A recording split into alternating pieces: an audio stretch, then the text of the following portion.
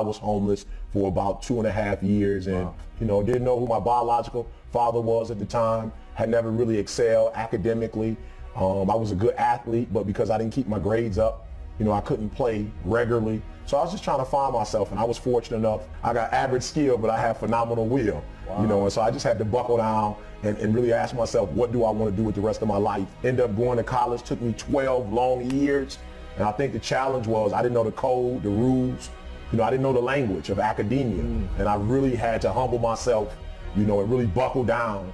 You know, just do what you do. You know, so many people are what I call they're game watching, they're scoreboard watching. Like every play, they're looking up to see where they are. You know, and I mean, you can't scoreboard watch and play the game at the same time. You know, you got to play the game. You know, they're so worried about, all right, is this going to be my year? Is this going, like, they spend so much time concentrating on when the big one is going to happen that the big one never happens, because you can't chase two rabbits. If you chase two rabbits, you're not going to catch either one. Now, if you're listening to me, you're an entrepreneur, you have to hear this. There are people who graduated magna cum laude, I didn't. There are people who were born into wealth. There are people who were born into a certain network. I wasn't. But here's the trick. Even though I don't have what they have, I can outwork you. So if I'm getting up at 3 o'clock in the morning, and as sweet as you are, networks, errands, wealth, opportunities, and you're getting up at 8, I've got a 5-hour jump start on you. Like, I don't care who you are. If we're traveling to the same city and I take off 5 hours before you, 9 out of 10, I'm gonna get there before you get there. So my trick is, I get up at 3 o'clock in the morning because I didn't know who my biological father was. It took me 12 years to get a degree. So what I'm trying to explain to people is, my ritual is, I'm gonna beat you to the spot. I'm gonna beat you to the spot. That's what it's all about. I guarantee you, this year could be the best year of your life if you execute more. And I think what should be on the priority list is going to bed so you can wake up the next day and you can grind it out. And I'm just a dude that believes you reap what you sow. So if you're grinding on Monday, grinding on Tuesday, grinding on Wednesday, if you're grinding 6-7 days a week for a span of 5 or 6 years, something's got to come out of that. Sure. You know, and so you're waking up every day with this concept of, I have 24 hours and they're mine. This 24 hours belongs to me. Right. And whatever I do in this 24 hours will determine where I'll be tomorrow and the next day. And I think that's what people need to focus on. And in that 24-hour period, I can either break my life or make my life.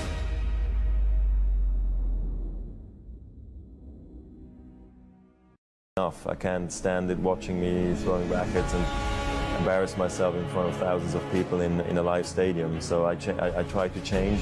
I had quite a transformation from a screaming, racket throwing, swearing kind of brat on the tennis court to this calm guy you know today. It's very important to sort of move on. And I think also losses make you stronger. It's important to learn out of those mistakes, and then you become better and a better player. You work harder, you know, a light goes up in your head and you're like, you know what, I think I understand now what I need to improve. I always question myself in the best of times, even when I was world #1 for many, many weeks and months in a row.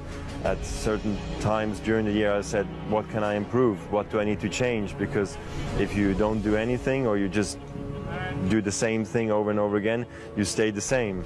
And staying the same means going backwards. It's important for me to actually hear criticism sometimes, you know, because I think that's what makes me a better player, and that means someone's questioning me who really cares about me. And I think that's really important in the business world as well. Because if you never set yourself goals, you can never question yourself, because you just move from one to the next and you say, it's going to be okay. When things are going great, what more can I do? How much better can I become? How much harder can I train? Almost every time I step on the court today, I can maybe rewrite history in some shape or form. And all I can do is give my best, then it's going to be fine.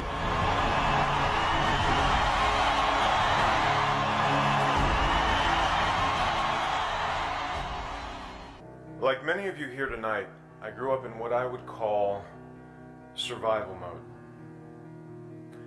When you're in survival mode, your focus is on getting through the day in one piece.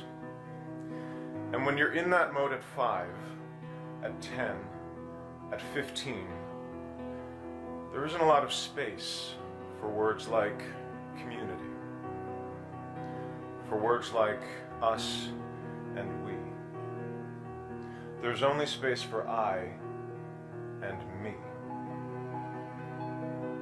The first time I tried to kill myself, I was 15. I waited until my family went away for the weekend, and I was alone in the house, and I swallowed a bottle of pills. I don't remember what happened over the next couple of days, but I'm pretty sure come Monday morning, I was on the bus back to school, pretending everything was fine. And when someone asked me if that was a cry for help, I say no, because I told no one.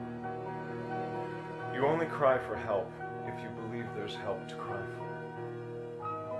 This letter, in which I speak my truth and integrate my small story into a much larger and more important one, is worth sending. I thought, let me be to someone else what no one was to me. Let me send a message to that kid, maybe in America, maybe someplace far overseas, maybe somewhere deep inside, a kid who's being targeted at home or at school or in the streets, that someone is watching and listening and caring. That there is an us, that there is a we, and that kid or teenager or adult is loved. And they are not alone.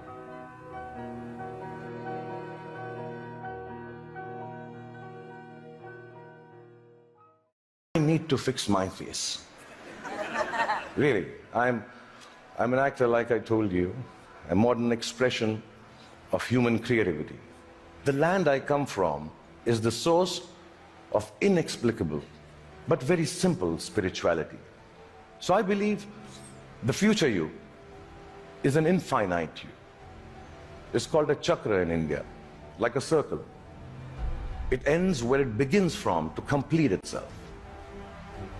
A you that perceives time and space differently, understands both your unimaginable and fantastic importance and your complete unimportance in the larger context of the universe. A you that returns back to the original innocence of humanity, which loves from the purity of heart, which sees from the eyes of truth, that neither power nor poverty can make your life more magical or less torturous. I've learned from the people of my country that the dignity of a life, a human being, a culture, a religion, a country, actually resides in its ability for grace and compassion. I've learned that whatever moves you, whatever urges you to create, to build, whatever keeps you from failing, whatever helps you survive, is perhaps the oldest and the simplest emotion known to mankind. And that is love. So I truly believe the future you has to be a you that loves. Otherwise, it will cease to flourish. If you're able to understand that and practice it, that itself is enough to enlighten mankind.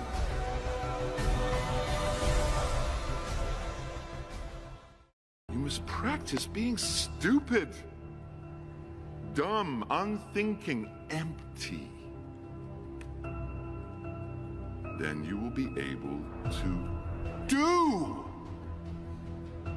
Don't worry about cool. Make your own uncool. Make your own world. If you fear, make it work for you. Draw and paint your fear and anxiety.